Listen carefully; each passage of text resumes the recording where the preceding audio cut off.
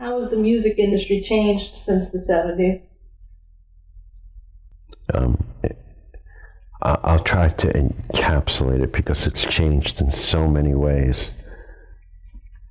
Like I said, it's now a bottom line business. It's changing every week because the internet is forcing change. I mean, we're looking at the end of retail record stores. I don't care about whether that happens or not. It doesn't matter to me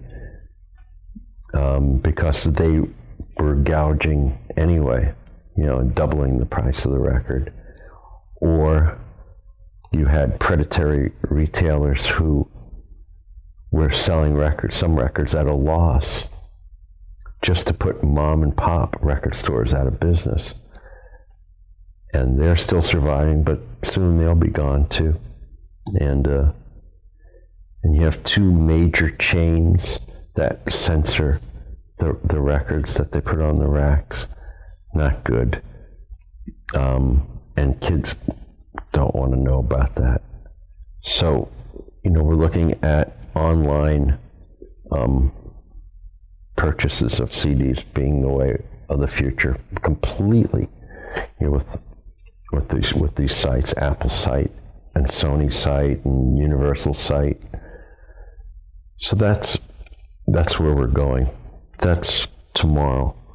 And that's this last year of turmoil and the how the record executives have become the stars at the label, because some years ago they stopped, because of it being a bottom line business, they stopped developing artists. So they wouldn't sign someone and say, okay, now your first record's going to do this amount, but then that'll break ground in the second record, and then you'll tour and you'll do this and you'll that, and you develop a real artist. I mean, it's common knowledge that if you don't come out of what they say, a hit out of the box, you have to be 50 Cent or, some other hype to get, to stay on the label. You have to be a success immediately. So there's no artist being developed. I'm happy to see people like Alicia Keys and what's her name that won all the Grammys? Norah Jones. Norah Jones. That's really cool stuff. And she's been around. Those people tried for a while. There's a lot of good acts, but it's so hard for them. So, I like this revolution that's happening. These record execs, these guys who don't know anything about the music business, these bottom line accountants and lawyers, they ruined the business. They're the guys that show up in the big limos. They're the guys that are getting a few $1 million a year for what? They're the guys with the golden parachutes that, even when you fire them, you bankrupt your company while you squeeze every nickel and dime out of the artists. It's just really horrendous. And that's what the business, that's the business I work in.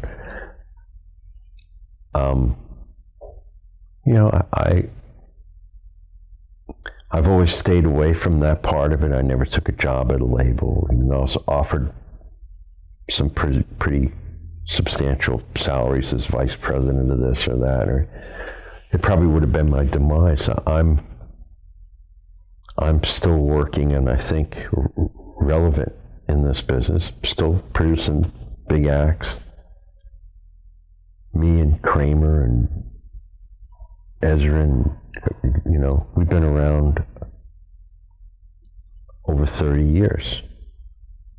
Arif, producer of the year, Arif Mardin. He produced the Rascals in the mid-'60s. So there's a few of us still around. People who just use one name, the one name producers that are hot for a month, they come and go. Maybe that's a good idea. You just use one name, and then next month you use a different one. You try it again. I don't know. But the business is changing. It's in a revolutionary state, and I love the turmoil and the struggle. I mean, what do I care? You know, these labels are inflated with people. It used to be you could run a label with 5 people if you had to. You know, it's like, and you know, it's like radio is miserable. It's owned by, but then I got to get into the whole media circus, you know. I mean, thank goodness for some radio stations around the country that are still, you know, unprogrammed, and a DJ comes on and plays whatever he wants. He's got his playlist, what he wants to play. I mean, and college radio. Otherwise, you know, outside of very few stations, it's become an unlistenable medium. It's totally unlistenable. It's the same thing. There used to be regional music. You know, you could go to Memphis and hear music you didn't hear in New York. It's just all that's gone. It's all destroyed. It's all Clear Channel. It's all corporate. And I listen to music on the internet. I listen to college stations. I listen to independent, small radio stations that are sponsored by the people who listen to them, including myself. And that's what I like.